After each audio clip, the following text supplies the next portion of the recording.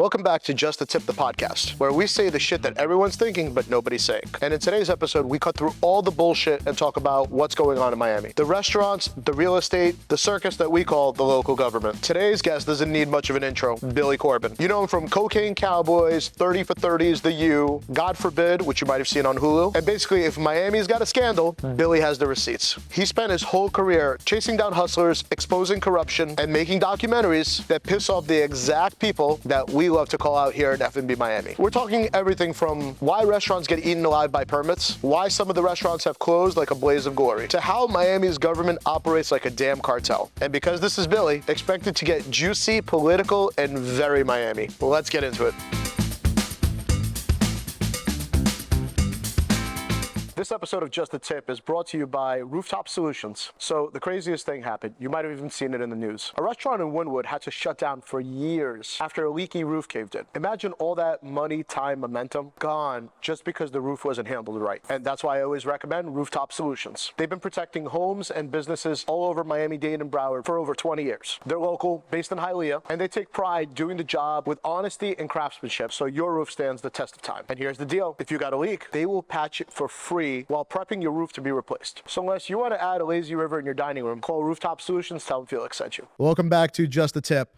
As you guys know, my whole thing is very outspoken guests. Today, I got the pleasure of having one of the most outspoken Miami advocates possible. My good old friend, Billy Corben. Oh, I thought Francis Suarez was here. I was looking around. Between the three of us, there's no more hair product left in the city between you, me, and Francis. Thank you. Dude, thank you so much for coming, man. It was a real pleasure. I got so much to talk to you about because, you know, the whole point of doing Just the Tip was getting people that really just I'm a juvenile. I'm going to giggle every time, probably. You know, I was like, listen, if anybody's going to tell it how it is without, you know, repercussion or some, you know, afraid that someone is going to get sensitive or angry at them, it's definitely you. Well, there's not to say there's no repercussion. There's always repercussion. But what I found in my experience, unfortunately, is that I could be a lot more popular and probably a lot richer and get invited to a lot cooler parties that I wouldn't necessarily want to go to if I would just not tell the truth. There's no such thing as a truth grift. Right. There's nobody out there going like, I'm making money by telling the truth and punching up and speaking truth to power. The grift is all in the lie. I got to tell you, I think I kind of fall into that category of telling the truth. And oh yeah, you piss a lot of people. I love it. A lot of people. Well, listen, when you're in a Potalita kind of town, you know, I call the mayor of Miami Ponzi Potalita because he's like a con man and a liar, and he sells the dream and the facade. And by the way, not to the benefit of anybody in the city, in my opinion. And that's the thing, when you're in a city where the economy functions like a Ponzi scheme that is entirely reliant on outside investors, new income, unsustainable growth and development, nobody wants you to tell the truth. You need to sell the lie. And I always say, listen, if you want to follow, you know, people are like, why are you such a hater? And I'm like, listen, if you want really beautiful drone shots of Miami, follow a fucking realtor. There's plenty of those IG accounts that'll give you the postcard. I'm like, I'm just going to tell you the truth. Painting the picture that everybody's a billionaire and that's only one kind of class here and that's all it is. What are we doing? Like, and how does that help anybody? And I think it's better when you as RFK once said, the good one, hang a lantern on your problems. And part of that is to not only get out ahead of them, but the first step in solving any problem is to acknowledge that you have a problem. And the denial and the head in the sand approach, because people are so short-sighted. They're thinking short-term. This is a town, one of the youngest cities in the country. So we are kind of America's perpetual belligerent adolescent, teenager, right? We're not interested in our history, and we're not interested in preservation. We're interested in the new shit, the cool shit. There's no nostalgia. And so I think that transient population and lack of institutional memory makes us doomed to repeat our mistakes, like allow these entrenched dynastic, multi-generational political crime families to take over and much to, I think, our peril. You really don't hold back. Well, I mean, like, what good does it do to lie to each other about, like, what's going on and the challenges that we face? By the way, all of the Miami of today is the America of tomorrow. So the challenges we face as a 21st century, as the city of the future, as T.D. Ullman called us, these are the challenges they're existential. They're the challenges of the country and they're the challenges of the world.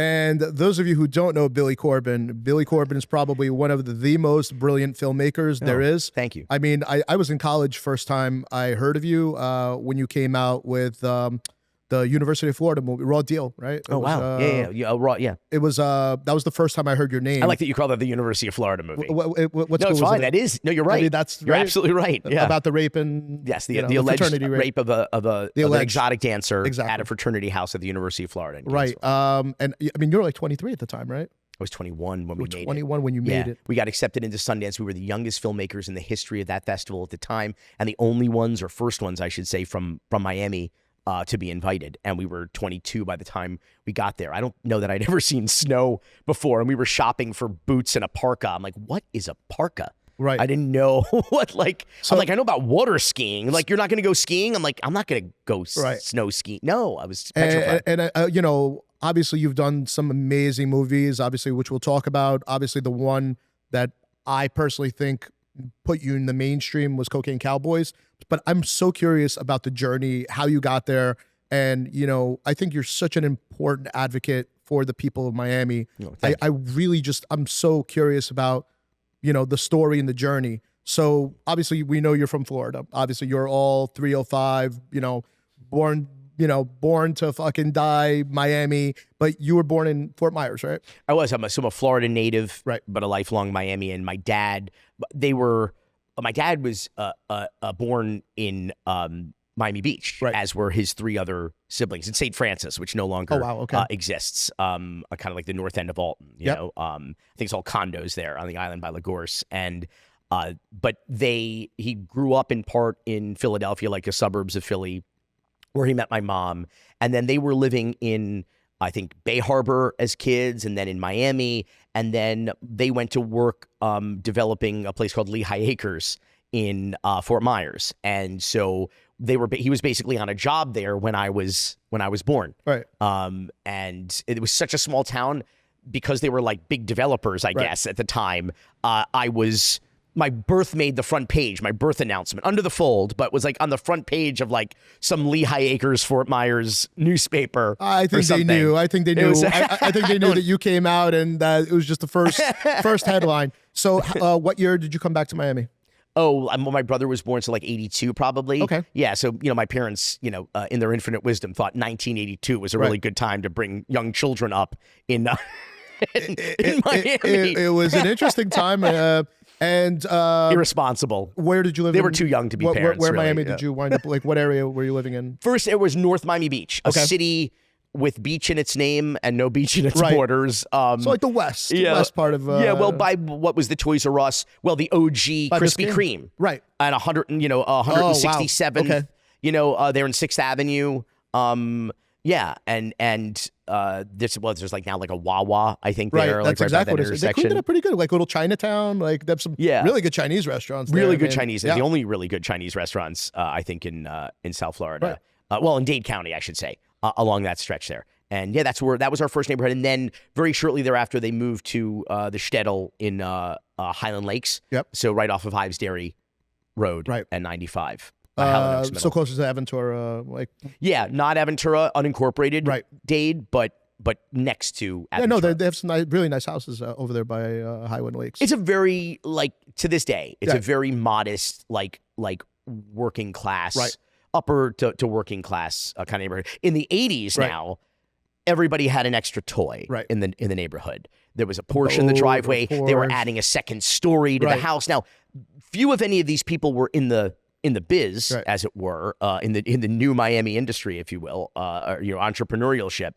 But I say that Miami in the 1980s is the only successful real world case study of Ronald Reagan's trickle-down economics. It is actually an example where that worked, where we were generating not millions, but billions of dollars in illicit money through not only the narcotics trade, but the money laundering and the luxury market associated with it, be it real estate, be it be at the Mutiny Hotel as the #1 seller of Dom Perignon champagne, such that they had to convert suites into refrigerated walk-in units. I cannot wait to talk to you about Mayer's the Mutiny. Jewelers, the #1 seller of Rolex watches. So, Bow Harbor shops opening, these luxury condos opening, in Brickell, as made famous by the opening credits of Miami Vice. But that trickle-down effect went to everybody. If you were in real estate, if you sold wine, or you were a jeweler, or you were a grocer, you were a lawyer, whatever industry you were in, you had some extra cash kicking around. Again, you weren't in the drug business, but it just impacted every element. The woman who cut my hair, she told me the story. When we made Cocaine Cowboys, she told me the story. She goes, so in the 80s, she's cutting hair. And you know how, you're on your way out, you give her a kiss, you slip the tip in her pocket, on the way. So she goes, just the tip. And so she said she would go home at the end of the day and she would turn her pockets inside out, all the little rolled up bills and crumpled up cash. And she found a little baggie of white powder. And she says, I was so naive. I said to my roommate at the time, I said, what is this? And she said, it's better than any tip because it's worth more than gold. Right. So she was like, that's how she learned about cocaine. That's amazing. So what a lot of people might not know about you is you were actually in the entertainment business once upon a time as a kid. Yeah, I'm a recovering child actor. As so tell me about Baby Billy Bonkers. Tell me about how did you even get into that whole industry and that whole how did you wind up from being in Miami to... Because of Miami, I think. Okay. Miami was such an exciting, vibrant place at that time and multifaceted, which I less so now. Right. It was just a very dynamic, constantly changing, moving, evolving place. It hadn't really settled on an identity. I guess that was its identity, was how frenetic and unpredictable and dangerous, sexy, cool that it was. So there was a lot of that kind of work at the time. And I was not an athlete. My little brother, Tim, was a very gifted, or Timmy as we call him then, was a very gifted athlete. And so I struck out at my first at-bat at the North Miami Beach Optimist T-ball league. Okay. That's T-ball. So the ball is fucking, all you have to do is make contact, and I failed. So I made contact with the tee, but it turns out that's a strike. So clearly my dad's dreams of my becoming a professional ball player collapsed that day with the tee, and I was looking for other hobbies after school. And I had a friend, Jen Schatz was her name, and Jen was in a Sears commercial that was shot. And I saw her on TV riding this bicycle. I'll never forget it. I'm 5 years old. And I thought that was the coolest thing I'd ever seen, was that somebody I knew was inside the Magic Story box. And I said, I want to do that. Right. And my dad was like, okay, she's not playing sports after school. So were they doing a lot of casting and stuff? Tons. That's the thing. Yeah. So my dad called Jen's parents and said, how did you do this? We went here, we got pictures. We went to this Ada Gordon just for kids ages. And the next thing you know, I'm doing a national commercial for, you name a product sector. And sandwich meats, toys, fast food, department stores, airlines, you name it. And how many commercials do you think you did? Oh, I don't even remember. I don't even have them all on VHS. I know that if you go back, obviously, we could see you in dozens. Parenthood, the movie. We could see you in Night Court, Empty Nest. Were there a couple of your favorite Well, Parenthood was the coolest because, first they cast it down here. It was one of the first feature films being shot at Universal Orlando. There was no theme park yet. I always thought it was shot in California for some reason. Nope. Shot almost entirely in Florida, in Central Florida, in and around Orlando. And including some of the studios. So they had studios, they had sound stages built, and then thousands of acres of dirt. And then various structures started to form, and the Psycho House, which they lit up at night in the middle of a sea of darkness. It was the creepiest thing because they were shooting Psycho 4 as well. And then... I think it's an underrated movie. Oh, I think so too. I think origin story. I think it's 1, 2, 4, and 3. Right. If you have to, three rank was them. Definitely the worst. Yeah. No, 4 was actually shockingly solid for a made for Showtime movie, and legit disturbing too. Right. There's shit that stays with you from that. Oh my god. But also Parenthood. That was Keanu Reeves. That was Joaquin Phoenix. That was Steve Martin, Mary Diane Steenburgen, Steenburgen, Rick Moranis, and I was a big Little Shop of Horrors fan. That's right. And Ghostbusters, and then Keanu Reeves, Bill and Ted's. Right. Joaquin Phoenix was then Leaf Phoenix, Yep. and we knew him as River Phoenix's Little little brother, brother. But it was a ridiculous set, and Ron Howard was directing, and his whole family was there. You know, his brother had a cameo, his daughter Bryce, had a cameo, his parents were like, and it was like that kind of a vibe. And Ron Howard would come on set, who I knew from like Nick at Night, from Andy Griffith and Happy Days. Happy Days. And my mom was always, I can't believe, little Opie Cunningham is making my son curse, because I cursed in Parenthood. That was my claim to fame. What was the famous line? That's the schmuck who brought the horse. Yep. And let's go watch the horse shit. Those are my two. And then, so I had a third line that's not as cool, which was, you're not Cowboy Dan, you're Kevin's father. That's right. And that line was on the Tonight Show, because when Steve Martin would go around to promote the movie, that would be the clip where he was that the Cowboys, the six shooters, at the birthday party. Right. And so my mom was flipping out, because every talk show that, including Johnny Carson, I was on basically when they show the clip. So that was really cool. But Ron Howard was the moment. First of all, he knew everybody's name. He like, morning, Billy. Like, who the fuck am I? Like, he was just that guy. And then I realized, like, oh, I get it. Like, you're a child actor. You don't grow up to be an actor.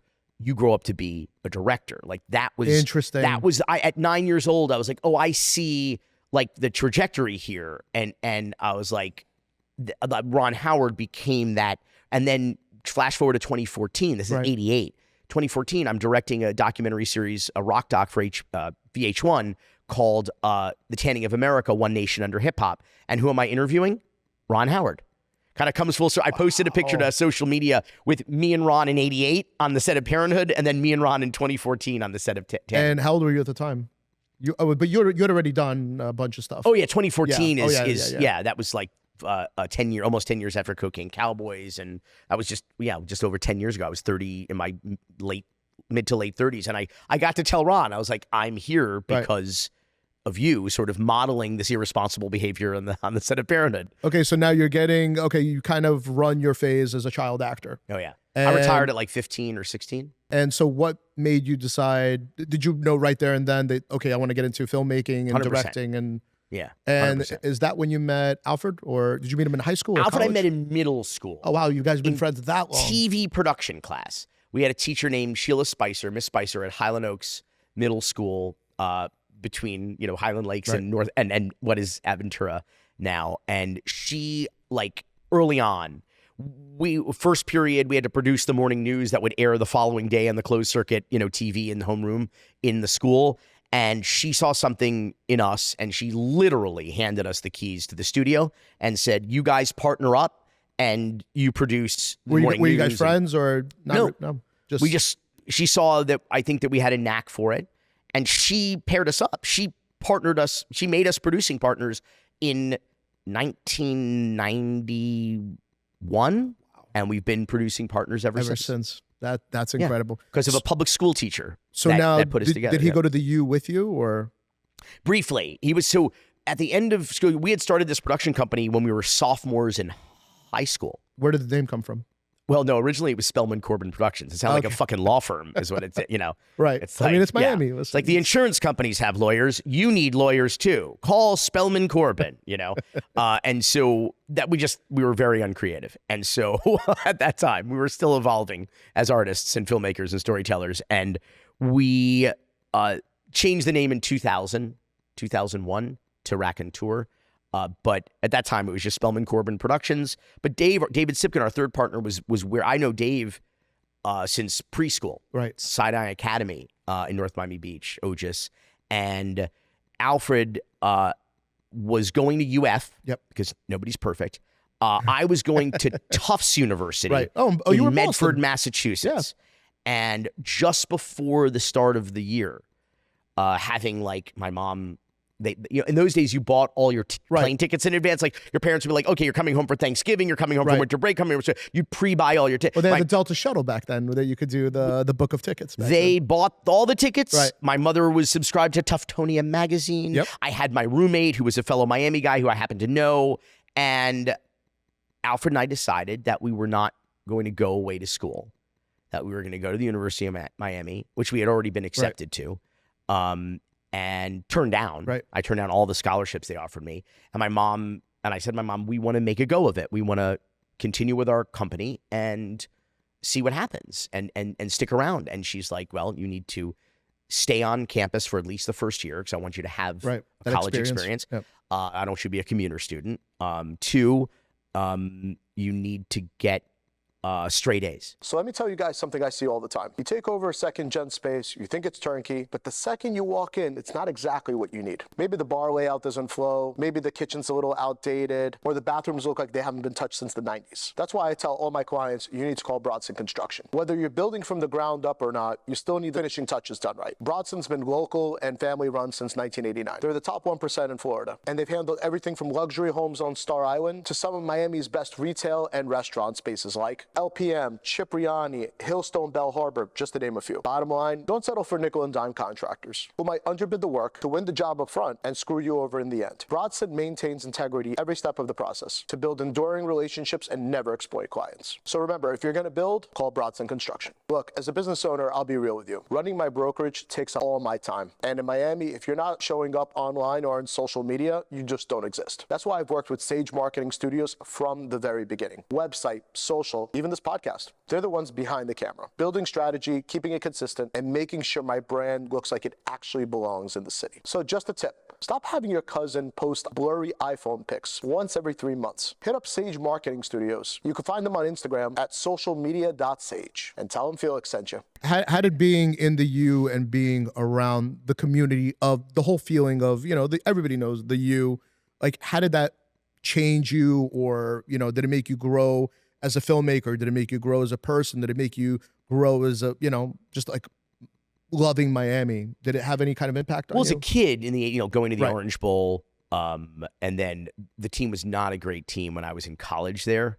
It was odd. It was the rebuilding years, but because I started as a freshman in 96. And if you guys have never seen the 30 for 30, the U or part 2, definitely recommend it. And if you, I guess, should drill through this wall here, you would wind up in the studio where we recorded Uncle Luke doing the theme song. It's all about the U right here at what used to be Honor Roll or 10K Island Studios, right here in Little Haiti. And we mixed and scored a lot of our movies actually right next door here. But did you fall in love with the school immediately, or is it more of like a nostalgia thing over time? The school itself didn't have much of it. It was still kind of transitioning out of that suntan U reputation when I was there in the 90s, trying to come out of that. But the football team was already legendary as the team of the 80s. Right. That's what we knew. This is pre-01, which is the greatest. Did you have your U starter jacket? Oh, I should have brought my Hurricanes. My Uncle Luke sort of Two Life Crew album cover, that puffy jacket. Nobody looks good in I was those, telling you before, I definitely want Uncle Luke on here. And I'm good, for his interview, I would do the gold chain and the gotta do the U jacket. Absolutely. But again, nobody looks good in those things. They're so puffy. It just does not have whatever the opposite of a slimming effect is, they do. But I have always, I guess, been a character collector. Right. Just in life and eventually in work, like just really identified compelling or eccentric figures and funny or exciting stories. And so in that regard, it always struck me that even as a child at the Orange Bowl, that you were witnessing something special, that this was like the greatest show on earth, that these guys were very unique characters. The audience had a very, the crowd at the Orange Bowl had a very unique vibe. The venue had a personality. It felt very unsafe, like structurally, like stomping on that, like feeling like the kind of the metal and the concrete sway as a kid was petrifying. And also, they came out in fatigues and, you never knew what was going to happen. It was clearly something that made an impression on me, such that really our third documentary, or what a lot of people think of as our second documentary, what a lot of people wrongfully believe is the first 30 for 30. It was actually the 5th or 6th, actually, I think. That's what inspired that. Right. To basically say, oh, now that we've done Cocaine Cowboys, we're going to do the Cocaine Cowboys of college football. Aesthetically, that was going to be that vibe. And you were a triple major, right? You did poli-sci, you did, what was it? I did screenwriting. And then theater, but theater was only because I went to New World School of the Arts High School in downtown Miami, where we were dual enrolled at Miami-Dade, then community college, then it had 2 C's, community college. And so all the credits were transferable. So I only needed like 6 more credits in theater to get a theater. So I just said, all right, I'll do that. How did Make my mom give the illusion of overachievement to my mother. That's really how did Raw Deal come about? She was not fooled. No, I get it. So Raw Deal was interesting because we, having grown up in Miami in, like I said, like kind of a working class, middle class, predominantly Jewish neighborhood. Right. A lot of people, similar life experience, similar takes on the world. And I say that by way of introduction to this scandal that occurred in the... For people that don't know, you want to kind the spring of 1999. There was an exotic dancer who she and a friend went to perform at the Delta Chi fraternity house at the University of Florida. And the next day, one of the women had gone running from the house half naked to a neighboring fraternity house, banging on the door, claiming that she had been raped and that the assault was caught on videotape by the brothers. And so this turned into a huge scandal in this small college town in Gainesville. And the videotape footage that was eventually seized by police became a public record as part of not a felony rape case against the men, but a misdemeanor filing a false police report against the woman. Wow. Who police believed, as a result of watching the video, that she had been lying about the assault. And suddenly you had this, what they called, rather insensitively, quote unquote, the rape tape. And everybody had a public records request in for it. And whoever would be the first person like on their block to get it, they'd have like a kegger so people could come over like Rocky Horror style and watch this tape. And what we were aware of this. We were already on AOL at that time. AOL, gotta love the dial-up. The Independent Florida Alligator, the student-run newspaper in Gainesville, was already like converting to online, so we were able to access a lot of these stories, and we're aware of it. But what happened was I heard from 2 friends, independent of each other, in just one of our long-distance catch-up calls when you had to pay that AT&T long-distance bill every month or put in a card or something on your landline. And one of them called me up and said, "Hey, did you hear about this case at Delta Chi with this stripper?" I said, "Yeah, totally." And he was like, "Oh my God, I just saw the tape. It was disgusting what these guys did to this woman. My stomach turned, and I've barely been able to eat or sleep for days. Pardon me. I can't believe this. These men weren't charged. This is disgusting what they did to this woman. I'm distraught." I thought that was really disturbing and compelling. And then within days of that, I heard from another friend. Again, we all grew up together, same neighborhood, very similar life experience, very similar baggage, and preconceived ideas about the world at that point. And this friend said, "Have you heard about yeah, I was just talking about it the other day. I just saw the tape. Yeah. This lying piece of woman. Right. She tried to ruin these guys' lives. I'm glad they arrested her. I hope they lock her up and throw away the key." And I was like, wait a second. How could these 2 guys watch this same, what you'd think is objective video evidence of this alleged assault and have completely diametrically opposed opinions about whether or not they witnessed consensual sex acts or not? And that was when I was like, okay, there's like something really compelling about this. And at New World School of the Arts, our senior play was Rashomon, which was a play based on an Akira Kurosawa film about an assault. And it's told from the perspectives of different, and they do the same scene over and over and over again with different narrators with completely different views. And then the last scene is like what really happened. Right. And like I thought, like, what if we did that? If we just did like a hyper objective like take examination or investigation into this case, and we treated the audience as the jury. So we didn't advocate. There was no activism here. This is just like, this is what this side says. This is what that side says. This is what the video shows, and let the audience decide. And that's what we did. And we decided to take a leave of absence from school and make Raw Deal in January of 2000. And in January of 2001, we were premiering at Sundance. It was an insane whirlwind of What was that turnaround. experience like? Like, what was the reaction to the movie? How many haters? How many threats? Or, what was like really the reaction of from pre-social media? Right. So a lot fewer death threats. Okay, so that's always a good we thing. get now. But no, it was crazy. I mean, because we it first taught me about sort of works in progress. I remember I was working. We're on like the first version of Final Cut Pro ever. It was glitchy as fuck.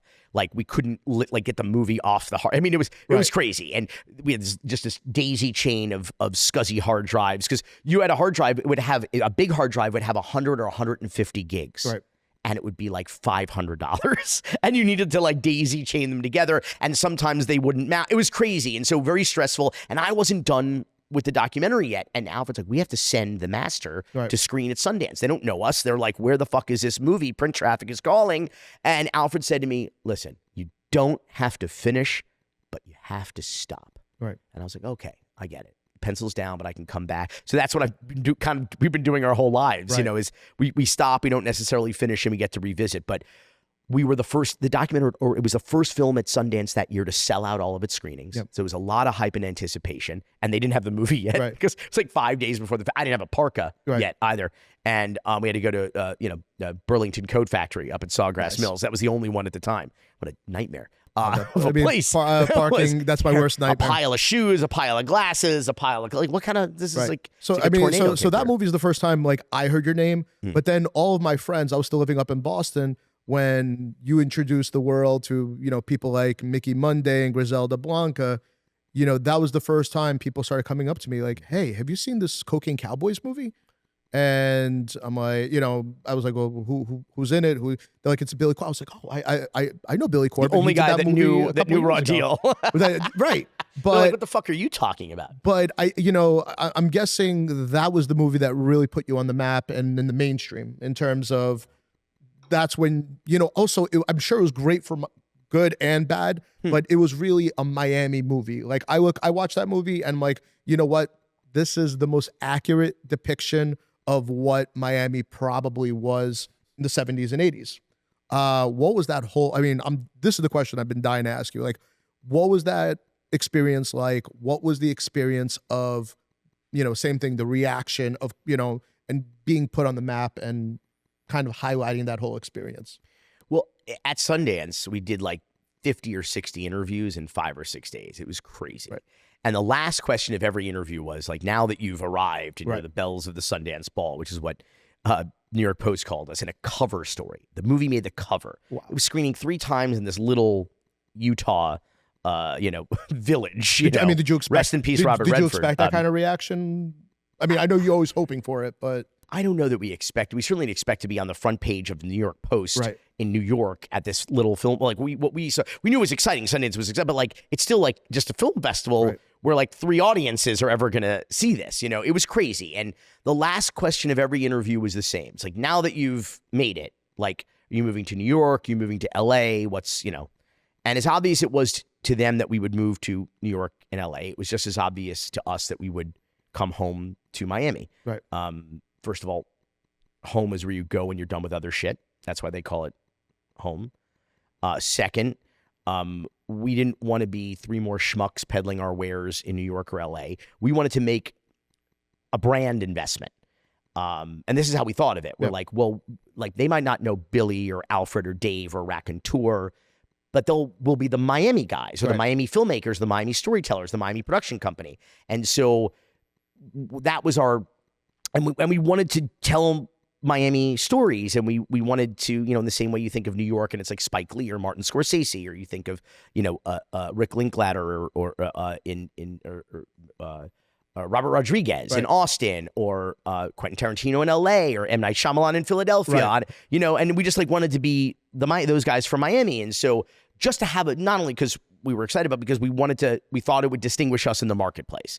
So it was both out of a passion for Miami and what we thought was a strategic gamble, a risk. How did you even like get some of those people to go on camera? How did you, how were you able to get some of those stories? I think the Sundance bona fides helped. Right. The fact that we were like, a lot of people were running around Miami in the 90s and 2000s with business cards that said filmmaker, movie producer. It was kind of embarrassing. But it was mostly to get laid, though. Well, we were the real deal, and we were still embarrassed to tell people what we did because there was so many posers and so many hustlers, and another movie producer. Oh, you're a director too? It's like, no, we just went to never mind. Like it was just it's such a hustler's town and such a fake it till you never make it kind of place that it was just, I'll never forget. I was dating a girl at UCF when I was at UM, so I would drive up and down the turnpike at the drop of a hat. Like that drive to Orlando was like a commute, and there was nothing. So I'll never forget, at some of the rest stops in those days in the 90s, There was a vending machine, if you will. It was this almost an arcade style box, big box with a monitor and actually a QWERTY keyboard that would slide out and a printer at the bottom. And you could customize your own business cards, stationery, and envelopes. Now, that might not mean a lot to people, but in those days, if you had printed shit, you were whatever your business card said or whatever your stationery or letterhead said. So you could be driving down the Florida Turnpike and you could be anything you wanted to be. Do you think that's lawyer, why a lot of people doctor, still move here, because they could kind of reinvent themselves? Of course. I mean, what do I always say? LA is where you go when you want to be somebody. New York's where you go when you are somebody. And Miami's where you go when you want to be somebody else. It is and always has been, and I reckon always will be, a sunny place for shady people. I mean, I think we saw it in the pandemic. We continue to see it. The transient population and lack of institutional memory that I talked about, I think, which is done a lot of damage to the community, has also contributed to its character, I think. And Cocaine Cowboys, I think, is indicative of that. And the fact that, I've never been a big club guy. I don't like to, stand outside of places or go into go into places that are too loud. I like to sit and talk and meet interesting people. To that end, I've always been about dive bars, but authentic dive bars, And what are some of your favorite? I mean, like Seven Seas, like On the Rocks, back in the day, Sandbar when there was sand on the ground. The whole Happy Stork, because I lived up here for a while. So when I started drinking after age 21, I would do this 79th Street, 71st Street.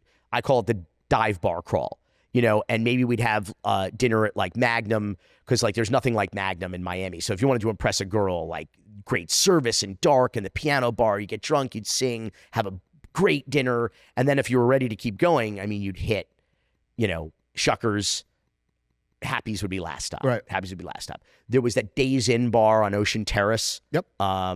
There was On the Rocks. Like I said, Sandbar. I'm actually a huge fan of that area. I tell a lot of restaurants, listen, in the next couple of years, that's the area you want North to Beach. be in. Yeah. Totally. I'm a big, it's also one of the few affordable places that you could actually put your restaurant in. And you're about to fuck it up by telling everybody to go there. Thanks, Felix. That's... But you were pretty much, you're a big, this was the vibe. Right. You go to a dive bar and you find the crustiest dude on attached to a fucking barnacle on a stool, and you just sit down and you strike up a conversation, and invariably, statistically, you're talking to someone who is just released from federal prison or as a deposed third world dictator, or Miami's just that Casablanca our favorite people. kind of vibe. Our favorite people. So that's what happened. A cousin, my second cousin, my dad's cousin Dave, was at his pool in Aventura and calls me up and is like, "You ever heard of John Purnell Roberts?" Sounds familiar. I said, "Alfred, you know John Purnell Roberts?" And he goes, "Oh, John Purnell Roberts." He said he's in Max Mermelstein's book, The Man Who Made It Snow. He was one of these wholesalers who helped Rafa and he's sort of playing, Cocaine Cowboys Jewish geography, 6 degrees if you will. of Cocaine Cowboys. Yeah, Right. and so of the Medellin cartel. Yeah, Right. And so we went to meet him, and we're looking for something to do. Rafa, you're talking about? Oh no, John Roberts. Right. And Rafa was dead at that time, but we were looking for something to do after Raw Deal that would be our Miami guys calling card. Right. So we were looking for a hyper Miami project to be Raw Deal was interesting. It was true crime. It was Florida fuckery, but it was not Miami. And so we were looking for that project. So suddenly we had that project. It was just because of Miami, you're just hanging out at the pool and you just strike up a conversation. You're like, "Yeah, I went away for a while. Yeah, I trafficked, thousands of kilos back in the day." Yeah. So it was just the tip, the things that, everybody thinks about, but nobody says out loud. Yeah. And you just start kibitzing and having those uncomfortable conversations. And we had an interesting thesis too, that kind of that trickle down economics theory, that idea that modern Miami and the city that those of us, well, everybody outside of Miami loves to hate it. Those of us in Miami hate to love it. That the city was built as a result of the illicit revenue from the drug trade and its associated businesses like money laundering and international finance and everything as a Latin American hub and probably one of the single best points of entry for narcotics, and that was the theory, and I don't think it was original. I don't think we originated that theory, but that's kind of what we set out to prove. And what was funny about that is that nobody really talked about that. Like I said, the Chamber of Commerce crowd, Greater Miami and the beaches, that scam. They paid $30 million a year to tell people we have beaches. The fuck kind of a slush fund racket is that? How about you help some businesses and stop, benefiting a bunch of insiders who get to, gets my goat. Well, no. We're gonna open it up. The best idea that the legislature ever has is like, we should defund the Visit Florida and the Visit Orlando and these greater. Yes. Right.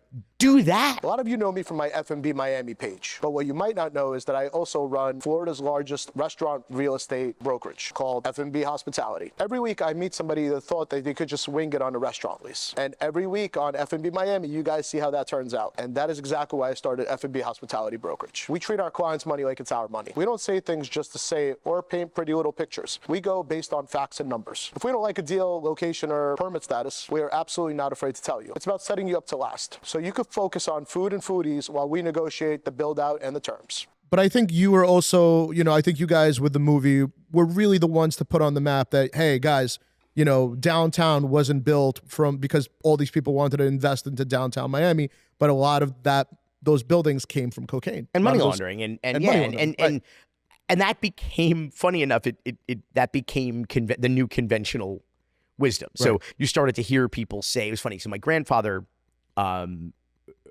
he hated the thesis of the documentary. So he and I, in the years that we were working on it, we were always butting heads about how that's nonsense. Miami has always been this exciting, vibrant, growing city. It would have inevitably become that hub of the Latin Americas. He thought it was all bunk. And the movie comes out. He still is arguing with me about it. The movie it becomes a huge hit on DVD at that time. Still arguing with me on Showtime. He's still arguing with me about it.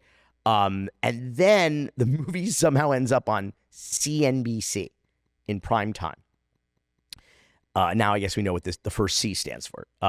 It's cocaine.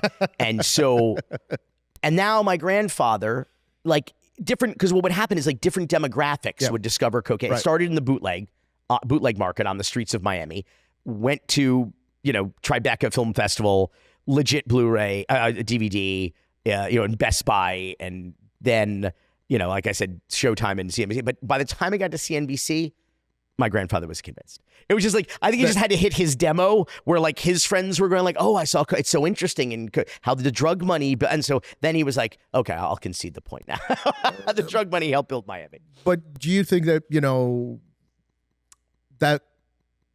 that time, that era, do you think we still have some of that today, or do you think it's mostly gone?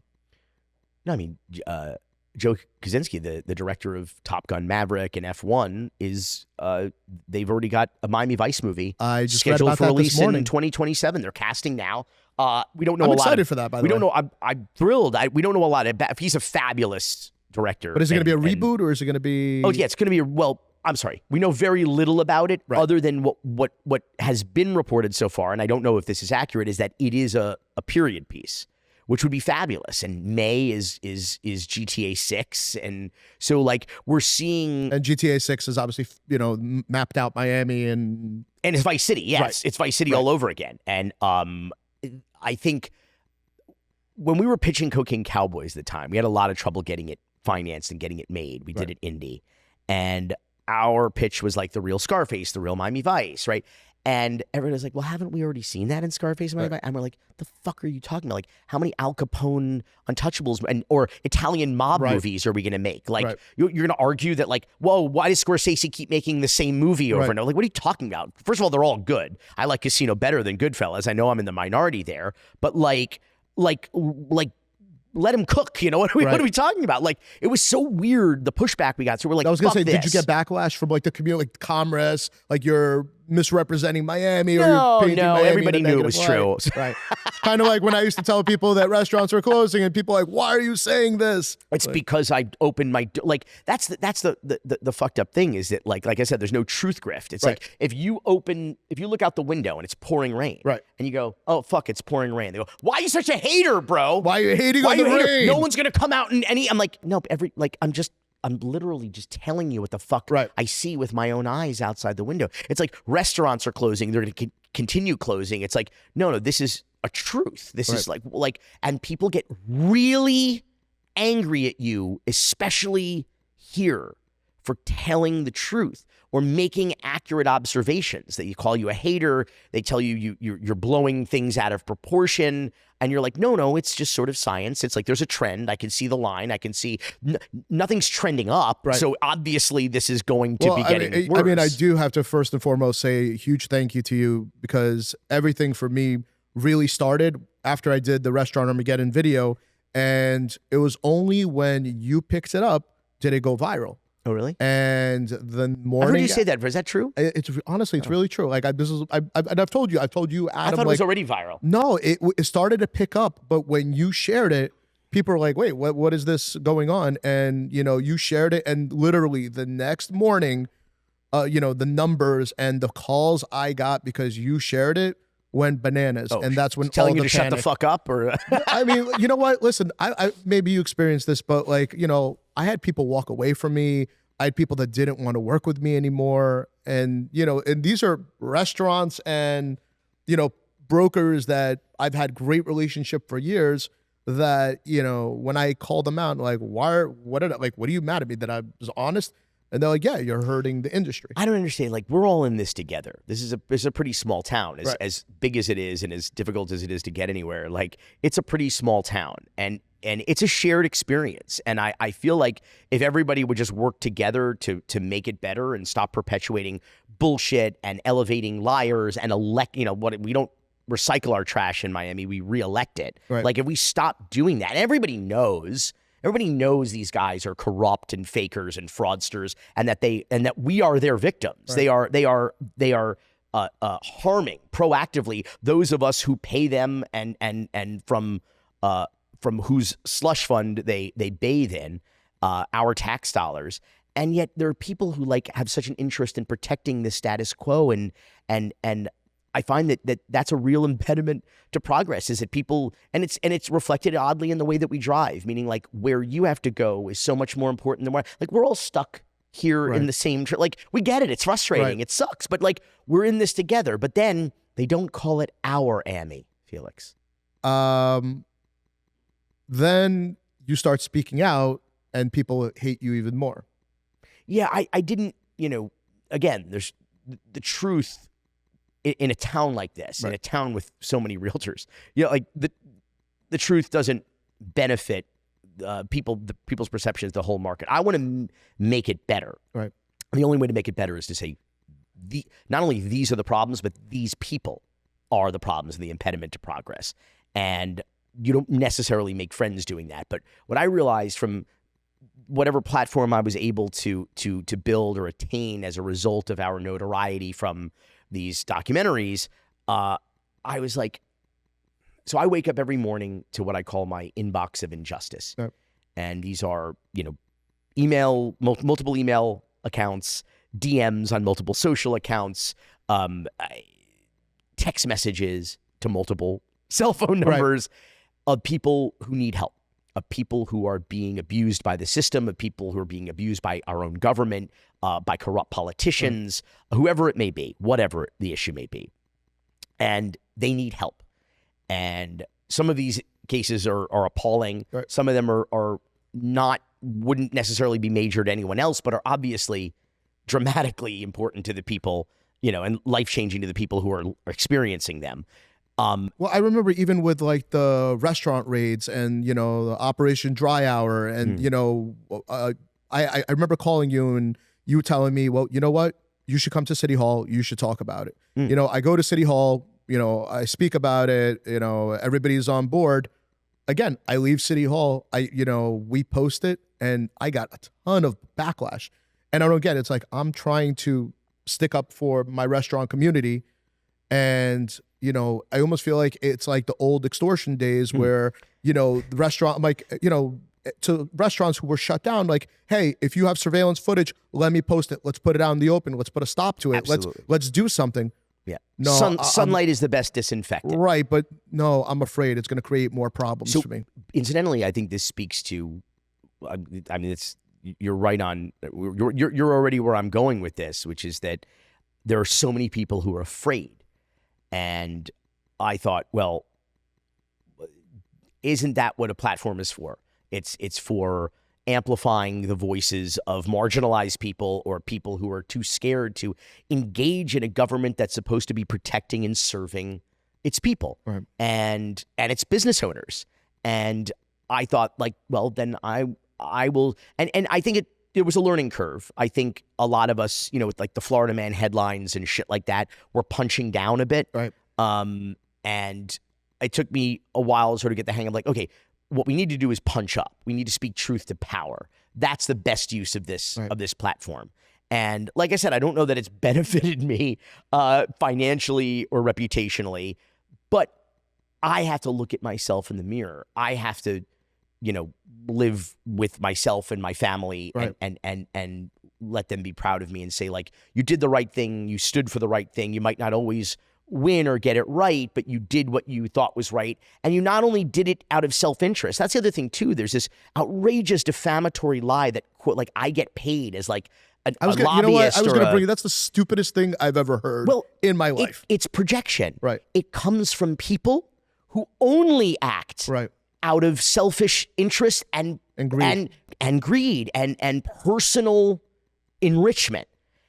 They can't fathom that anyone would speak out just because it's the right thing to do and on behalf of other people who don't have a platform and who are scared to speak out.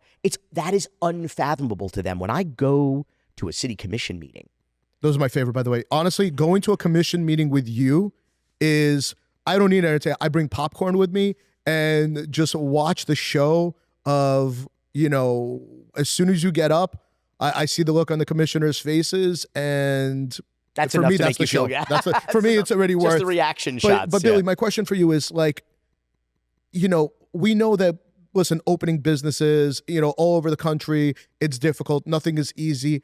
But I've never seen anything like Miami. You know, opening a restaurant or a business in Miami, I mean, taking up to years, draining people. How is that like a real business model for the city?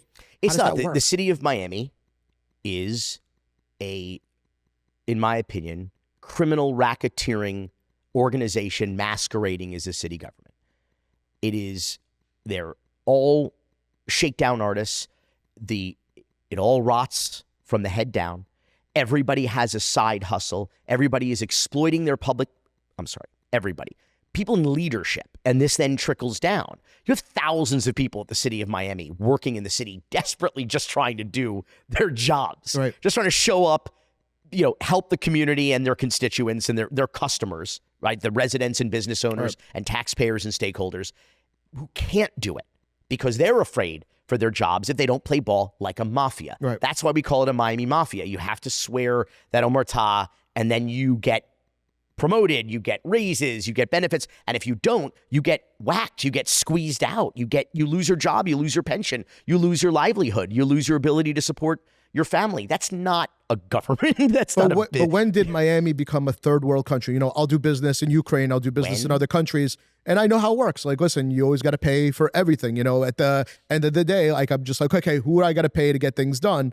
And Miami's the only other city I've ever seen that's... You notice when people come from out of town, they tell you that. They go, I've never seen anything. Yeah, every place has its dysfunction and its corruption, but I've never seen anything that operates like they do in Miami. They say the same thing about the justice system down here, like lawyers who come from other states or even other counties, other 67 counties in Florida, come here and go, how the hell does anything function here? Like, this is wildly untenable and unsustainable. I mean, listen, it doesn't even matter when it started. It's that it's gotten and is getting worse. Right. And I think you know better than anybody, people don't come to Miami because of the politicians. They come for the traffic. It's yeah. And they stay for the politicians. They stay for the politicians. They come for Miami. They Right. come for The beach. I don't want I'd say the climate, but that's it's September, and that's not a good month for climate. But right. What do they know Miami for? The restaurants, the clubs, the hospitality, the hotel. Yeah, and so that's why they're here for that, and then for Miami, the city, to declare war on not just their businesses, but their only business. What industry does we real estate, and you have hospitality? But that's it. But I guess that's my question. So this whole Operation Dry Hour, and Ball and Chain, where did it come from? I mean, personal vendettas. Personal vendetta. For what? Not getting into a club? Not getting into a bar? No, I mean, not getting VIP treatment. So it started with the owners of Ball and Chain allowing Alfie Leone, who was running against Joe Carollo in 2017, hold a campaign event at their venue. That's it. I mean, that can't be it, because I mean, that's it, dude. What about all the other campaigns held in all the other restaurants? I mean, what do you mean? For who? For anybody else? Well, we're not talking about anybody else. We're talking about Joe Carollo. Right. We're talking about a man who has always walked between the raindrops, has operated with impunity. Joe Carollo was the youngest commissioner ever elected in the city of Miami in 1979. And he's still there? I was 1 year old. He's still there? And he's still there. Yeah, there's been the cancer has gone into remission at various times in our city's history, but now it's come back with a vengeance to kill us. And he is a cancer, make no mistake. And that he has metastasized and created these other sort of mini, these other problems, if you will, and these other cancers that are just eating at the body of Miami. But what's the end game? What could be the end game? Third world dictatorship. Right, but if restaurants, What do you mean? bars can't open, that's not tax money for the city. Like, what's the, you know what I mean? Like, what's the point then? Well, you eventually do have these sort of there's the oligarchs, and then there are the complicit cowards, and that's Miami. Right. So that's where there is room for the oligarchs and the complicit cowards. So there are people that will have no problem not only operating their businesses. I mean, that stadium at Mel Reese is being built way too fast. When you and I have friends who can't get a fucking kitchen built out at a 500 square foot restaurant, or can't get a permit for a fence in their single family home in a suburban neighborhood, but yet the stadium's getting slapped up. That feels totally unsafe and questionable. But the oligarchs can operate that way because everybody's on the payroll. And then the complicit cowards who kowtow and say the right thing and don't make waves, don't show up to city commission meetings to speak truth to power, they will also find a way to get along. So these will all be sort of like they'll be operations that what businesses operate in Cuba? Those that kowtow and or are complicit with the regime. Right. That is Miami. But, speaking, like, when does it end? Like, what has to be done for it all to end? Like, do you see the light at the end of the tunnel? Pitchforks and torches? Right. I don't know. Like what happens when you have a place where the income disparity is widest and getting wider? This is pre-pandemic too. All of the problems we have now that are worse than ever are not new. We've been talking about this shit for decades. Right. Politicians have been running on it for decades and doing nothing about it. All that happened during the pandemic is it accelerated. Every negative trend just went on fast forward. Right. And suddenly what happened in every year in the pandemic in terms of negative trends for South Florida was like 5 years. So suddenly where we thought maybe we have another 20 years to deal with this or 30, it just happened and it was over. And I always talk about we are now going to live, knock wood, through a time in which we will see no Haitians living here in Little Haiti, no Cubans living in Little Havana, no Dominicans living in Little Santo Domingo of Alapata, no Bahamians living in the Little Bahamas of the West Grove, a city of Miami, incidentally, that community literally built with its bare hands. And so that's going to happen. And so with that, you have people who can't afford the homes they live in. They might have built themselves. And as they go, so too will any culture that we had or any identity that we had as Miami. And it will become something different, something new. Or people will go, wait a second, are we getting fucked? I mean, I said on Rogan's show, I don't even remember in the before times, pre-pandemic, I said, we'll see swamp favelas in South Florida in our soon.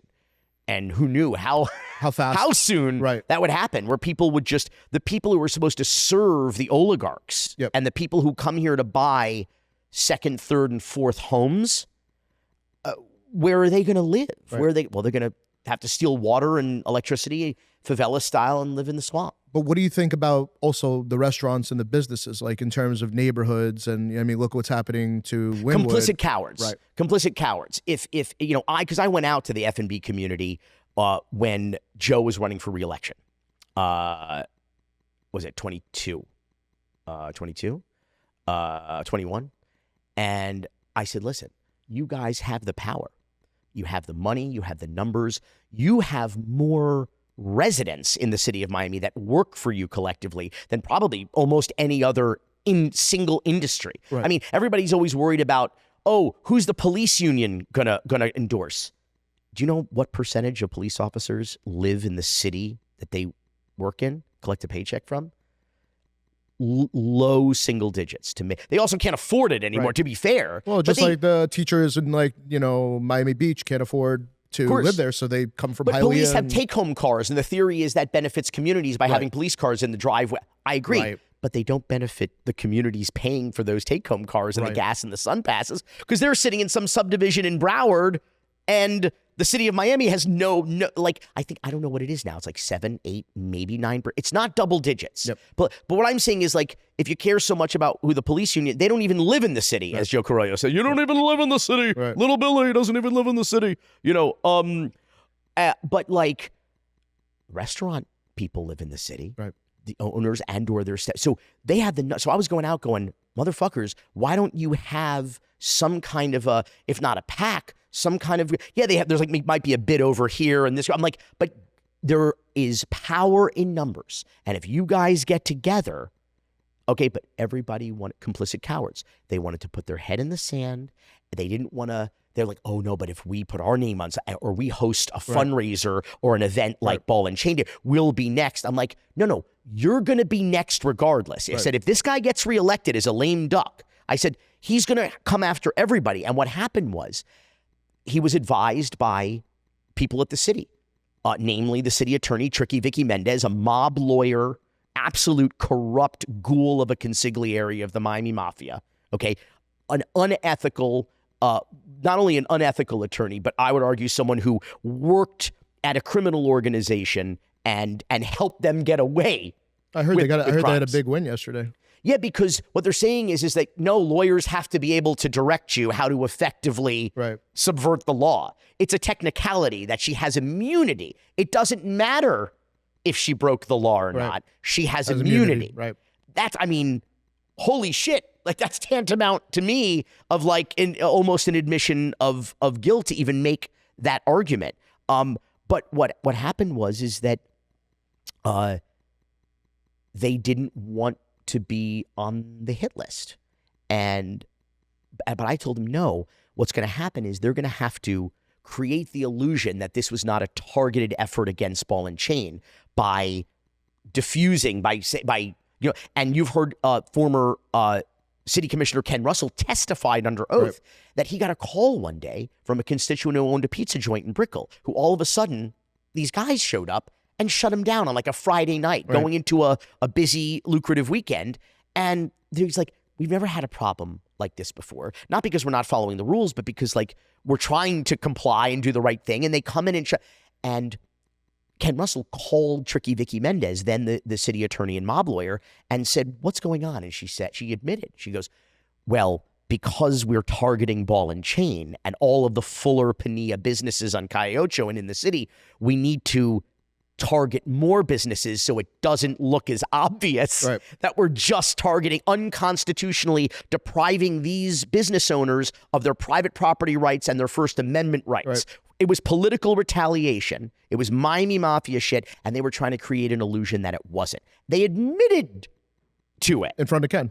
They told Ken that that's what was happening. So I'm telling these F&B, I'm like, you're next, irregardless. And it happened. Irregardless, you're next. And so, listen, in a democracy, you get the government you deserve. So while I feel for these business owners, because many of them are trying to just do the right thing and get through the day and make a living and support real Miamians, they stood down when they could have not only helped themselves, but helped their entire community out of what they admitted were selfish interests at self-preservation. And I said, you know, what is the quote on the wall of the Holocaust Museum? First, they came for ball and chain, and I did nothing because I am not ball and chain. Right. Then they came for taqueria, and I said nothing because I am not. And then they came for me, and there was nobody left to speak out. Right. I mean, what are you seeing in terms of neighborhoods, like the changes, you know, in terms of Wynwood, Lincoln Road? Like, what are some of your favorite neighborhoods, I guess? Like, when you go out, do you even go to some of these neighborhoods you used to? Or You know what my favorite thing to do is now? Nothing. Stay home? It's cheap, no traffic, great service, not a goddamn No thing. service charge? Do nothing. No service charge? Do nothing. Yeah. My wife doesn't come over. I was like, add tip, 20%. I'm like, what did somebody say the rule was? It's like, if I'm standing, I'm not tipping. Yep. Well, Like, first time I think we met was 2018, 2019. I came to your office on Lincoln Road. I remember we had lunch at Books and Books downstairs. You're still in Lincoln Road, right? no longer Books and Books. No longer Books and Yeah. Books. This other, I mean, they couldn't afford it anymore. So this other group took it over and made it a little bit more Lincoln Roady. You know, they have like the busker out front with like the food in underplay. Like, you eat food, eat, Here's my menu, the menu. You know, yeah. And they added a full bar. There's like a hookah bar. There's pictures on the menu. They have the photo menu, which is funny. And it's not bad. It's just different, you know. And then of course they have like the DJ, you know, like we could feel it in the office. Like, Well, I heard through a strong source that they might be going to a new operator. On well, that. they changed their name to Books and Books and Books and Books and Books and Books and Books. And so we always, that's our, because you could feel the bass in the office. We're like working, and we're just like, what the fuck? What's your opinion though on Lincoln Road? Do you think it comes back? Oh, it's so For, fucking like, food and beverage? sad, dude. It's really, you know, we did this play, Lincoln Road Hustle. Which I definitely want to talk to you about because I remember you calling me and Oh yeah, the character didn't make the cut. character did not make such a good character too. And you know, I was excited for that character. Your character because- was going to be the murder victim. I know. We were going to do like more of a murder mystery. You know what? vibe. I've told several people I'm still about gonna it. do and, it. You know what I really want to do? I want to do a I want to revive the show as a. Do you want to get poisoned with key lime pie? Yes, that was what. So that was sort of that's where that was going to go. Like, but that story is still in the that plot point is still in the play. Spoiler alert. But I want to do a Flagler Street Hustle. Right. So basically bring the show over. I think that's brilliant. And Honestly, just adapt but it. I think all that interactive, you know, I think I love that. Why didn't they keep it on Lincoln Road? Why didn't they keep the show on Lincoln Road? Oh, I mean, Because it ran for like. No, I mean that was its. It had an opening date and a closing date. I mean, it was. I think they should have kept it longer because I think you need more stuff like that to bring the neighborhood back. And I think it should be a perennial. It should just be like you know, you go to Broadway, Les Mis is playing Phantom of the Opera, Right. but like it was just forever. And now it's like Lion King, and it just stays forever. I think you're right. I think it's an attraction, right? It's like a theme park that's like 100%. there. And I'm with you, and you're showing different parts of Lincoln Road, and you're, you know, I first of all, I love the concept. I love that you were involved, and my only question was why it didn't. And keep there's going. unfortunately no dearth of empty storefronts that you can perform Right. these shows in the scenes in and around, which was the shtick. You're walking around Lincoln Road with the headphones, the actors are mic'd up, and wherever they're performing, out on the street, in a storefront, you go in a store, like you just, you know, walking around, like you could just hear everything and interact. And I think I'm with you. It should run forever. I mean, unfortunately there are not fewer empty storefronts on Lincoln Road or Washington, for that matter. I mean, the city of Miami Beach really killed the beach. Right. It was already, again, on the decline. But then the city of Miami Beach government, in their infinite wisdom, spent taxpayer money and business owners' money to run an ad campaign discouraging tourists from coming to Miami Beach. And then all of a sudden, they're like 2 years later, they're like, oh, we fucked up our tourism business. Now they're desperately trying to get people back. But it's like, oh, but we want the right kind of people back. It's like, you can't target, that, like your ads that concisely. You told people to not come to Miami Beach. And guess what? They're not coming to Miami Beach. So if I'm a restaurant owner and I'm coming here and I'm like, listen, I don't want to spend $300 a foot on something I definitely will lose money on, what neighborhoods do you recommend? Oh my God. What are some of your kind of like play it safe? Or... Listen, I don't know what the going rates are, but like it's live, work, play neighborhoods. Like you got to go to places, I would say, Midtown is sort of my go-to as an example. Absolutely. It's like there is an audience, a captive audience there who would rather not get in their car, who want to shop and work and live and dine and play and party within walking distance of their homes. And, I mean, that's the best I could do. I mean, I don't see the value in even there, because Brickell, you could argue, is something like that. I priced out, I don't see I don't see the value. You know what? I've been going out pretty public about this, that I also think that Brickell is a fake density. I think that a lot of that, the people, it's work labor force that comes from Doral and Hialeah that bring their own lunch, they bring their own coffee. They're not going to spend $20 on a latte. And I think it's like, when you go there, it's like, look at all these people. We could spend $300 a foot because look at all these people. But those people aren't going to go to. And you also can't get around anywhere. Right. Like if there's shit in your building, maybe you'll go to, but like where you like, it's miserable to walk or ride a bike, or it's just, you can take the Metro Mover somewhere, but then you have to walk the last few blocks, and it's just tough to get around. I mean, I think Brickell downtown, more Brickell, is known the world over by urban planners as the worst urban planning tragedy and missed opportunity in the history of the modern world. Why? Because 20 short years ago or so, we had a blank slate.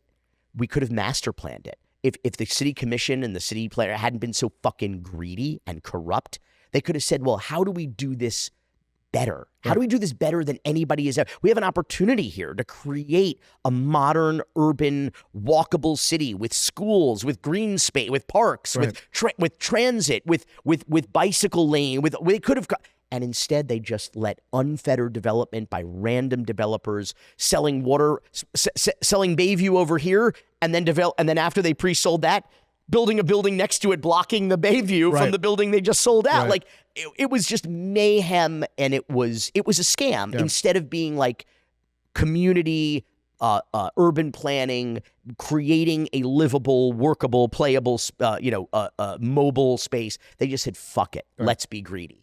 And by the way, some of those same scumbags who are maybe no longer on the dais or elected are still out there running these schemes. That's the thing, is like the people behind, the men and women behind the curtain, Mark Sarnoff, Melissa Topinis, these are malevolent forces who are proactively destroying the city and businesses every day and making more money from taxpayers in many cases than even the public officials themselves are. I got to tell you, one destroyed business, or at least that's closing, that I'm really pissed about is Gramps and Wynwood. I mean, listen, it's certain things run their course, to be fair. But that's going to be the last cool thing in Wynwood in terms of... Yeah, Wynwood's done. We're not going to have... Wynwood's done. Listen, I don't and who the ever fuck wants to live in Wynwood also? Right. Is that a real thing? Are people living in Wynwood? People are renting in Wynwood.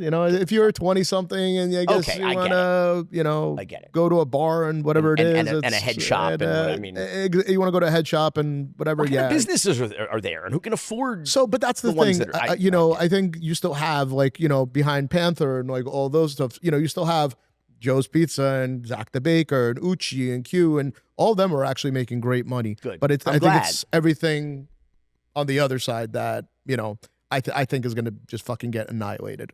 And this whole idea of Allapattah will be the next Wynwood, I think. I've been waiting for Allapattah for a while. Everybody's been waiting for Allapattah for a while. I just don't. I think that they missed the opportunity, because now we're going to have another recession, right? And so that's just going to kill. You think of with that. even all that hospital traffic, Alapata, like you don't see it kind of the medical district? I think it will happen eventually. But I'm saying they've missed this cycle. It's all boom and bust cycles in Miami, so I think they've missed this cycle. It'll happen. What do you see as the next boom? Like in terms of neighborhood or area? Like for me, I love North Miami, big time. I love that 123rd Street corridor. I think it's super undervalued. Some great restaurants. You get to 95, you get to Bell Harbor, you get, for me, that's kind of just, area that I like. San Souci, all the way Keystone, through. all of that. Is there anything like that I mean, you like certainly, that's not overpriced? You could argue that's ripe. Right.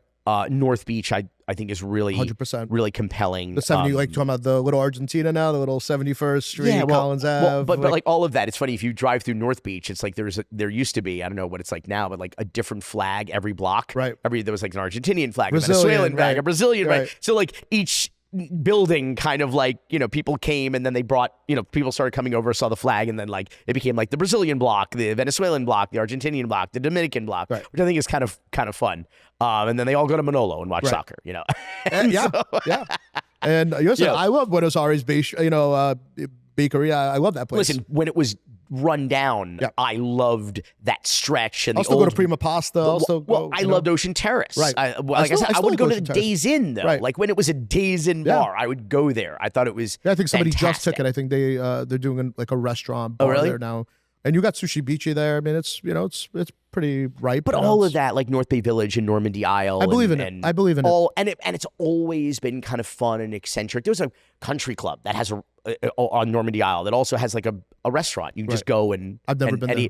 It's great. And then, I mean, it's not like fine dining, but it's a great casual, affordable meal on a golf course. Right. But it's always been for like, Sammy's East Side back in the day. Yeah. In Normandy Isle. North Bay Village, of course, the OG Benihana and Jilly's and Place for Steak, and like there's such a rich history there of like eccentric places. And I don't know about building that close to the water. I'm not bullish on sort of the future of any of this. Not to mention every time there's an election, people are like, who are you rooting for? I'm like, the flood. I mean, but like, and I don't. Here's the thing too. When I say unsustainable, I mean you live in Brickell, right? Edgewater, God forbid. One day you are going to flush your toilet and nothing is going to happen because there's going to be no place for all of this to go. In the same way you see our roads, which aren't getting any wider or any more plentiful. You just have more cars on the same few roads. Think about that with shit and sewage. We keep building vertically. Right. We add this density, so you got more toilets, more people pooping, more Right. But it's the same fucking. They're all going to the same pipes that have been there in some cases for almost a century. Wow. And there's no place for. They'll eventually be all backed up and all. It's just untenable. So Billy, the real reason I wanted to bring you here is because. Obviously, I know you have this new Paula Deen canceled movie coming out. I've been dying to watch it. I thought Joe Carollo was going to come out. The real reason I wanted to bring you here. The real reason. But obviously, she's been such a controversial figure for so many years. And now, things just in the world are happening. Like, for example, I think July, she closed, two of her main restaurants. Her main restaurant, yeah. Yeah, the Lady one in Savannah. Savannah. It was originally The Lady, then it became The Lady and Sons, right? And... I was just also curious, is it a factor of what's happening in the restaurants today, or is that still like a backlash from her? How did this project even fall in your lap? And like, what can you tell us about it? And what's your experience with her? Like, how did, I'm really, I'm dying to see the movie, man. Starting at the end, the risk of spoiling the movie is that for the second consecutive year in a row, we were working to deliver, not finish a movie, but deliver to the Toronto International Film Festival because we got invited to world premiere there, and we never say no. It's a fabulous festival, great people. I love going there. It's a great town and a great festival, particularly as a platform for documentaries and a potential marketplace as well. This is an indie doc, so the producers are looking to sell it. And we, for the second consecutive year, shit that happened a month before we needed to deliver the movie to the festival changed the end of the movie. Oh, so you guys actually did you have time to change it? Yes, or? Okay. we did, because it happened on August 1st. Right. They announced their last night of service. After their last night of service was July 31st. And did you get the heads up on that? Or? No, I did not. Wow, okay. I learned about it the same way everybody else did. On Friday morning, August 1st, when I happened to have been traveling by coincidence to Savannah. Right. And so we needed to change the end of the movie because now the restaurant's closed and the flagship. And last year we did a documentary called Men of War that just came out on VOD by Neon, and Men of War on July 31st or July 30th, actually, the main subject of the movie got arrested by the feds for arms trafficking related to the subject of the movie. And it was crazy because like we had to change the end of the movie. So for the second year in a row for a TIFF world premiere, we had to change the end of our movie. And that happened here. But the movie wasn't really so much about that. It was her whole rise and fall. And, you know, the racism scandal involving the lawsuit against her and her brother, Uncle Bubba, for sexual harassment and racial discrimination at one of the restaurants that Uncle Bubba ran and Paula Deen co-owned with him. And, of course, the N-word scandal, as it kind of became known in 2013 when she was canceled, hence the title of the doc, Canceled, the Paula Deen story. And at that time, it was like we were in major cancel culture, right? That was... Yeah, I don't know. The cancel culture is really a thing. It certainly feels like it now, but but cancel culture, like, what does that mean? Canceling has always been a part of culture. Right. It's a mix between accountability and shaming, right, which has always been a thing in humanity. The question always comes down to, is it deserved? That's the issue. Is there something to be held accountable for, and did you earn the shaming? And I think what's interesting is that not all cancellations are created equal. Right. I think some are earned, some are probably long overdue. Yep. Some are probably totally wrong-headed. Right. And others kind of tell us more, I think, about ourselves and the times than they may even say about the person. So what this is up to the audience. Right. But what I found interesting is that when a producer who had just made the Rob Reiner's documentary about Albert Brooks for HBO, reached out and said, that movie had just come out. I saw it. I loved it. He's like, I'm working on something new, maybe with Paula Deen. And I was like, that's not for me. And then I started digging around before I turned it down, which I turned most of these opportunities down that come to us because we just don't have time to work on everything. Or I'll be honest and I'll say, hey, I can think of 5 other filmmakers, maybe in this case, a female director or person of color who would be better suited to this. And then I started to look around. I was like, you know what? This is kind of interesting. I kind of polled people like, what do you remember about Paula Deen? Some people go, I don't know who that is. And then people go, racism, N-word, butter. Right, that's it. Yeah, some people with more information will go, diabetes. Didn't she have there was a scandal around her diadiabetes diagnosis. Other people, if you really were like a fan, she'll give you diabetes. She not surprisingly gave it to herself. Right. Or got it herself. And some people who were fans of either Tony Bourdain or Paula Deen remember her kind of like celebrity beef. Right. That kind of spilled out into the public, right. which and she was a great chef. I mean, she was, Food Network, and she was their poster child. And a really dynamic personality, and her rise is, I mean, she transcended Food Network fame. I mean, she penetrated the pop cultural zeitgeist in a major way. Well, same thing. She came from nothing, right? She was... Oh, yeah. Single mom, had an alcoholic ex-husband. They were living in a house with 6 people in 1 bathroom and very, very modest. And they took a $200 investment and turned it into what you could easily argue is an empire. I mean, she was generating at her peak there nearly $20 million a year. So this cancellation, as it were, probably cost her 9 figures in lifetime earnings. I mean, yeah, you're talking about they were building public entities. They were building this sort of multi-billion-dollar a multinational company out of this. This woman who became famous on television, gray hair, as she puts it, gray hair, overweight, 50-year-old woman who talks funny. Like, she's the absolute opposite of everybody else that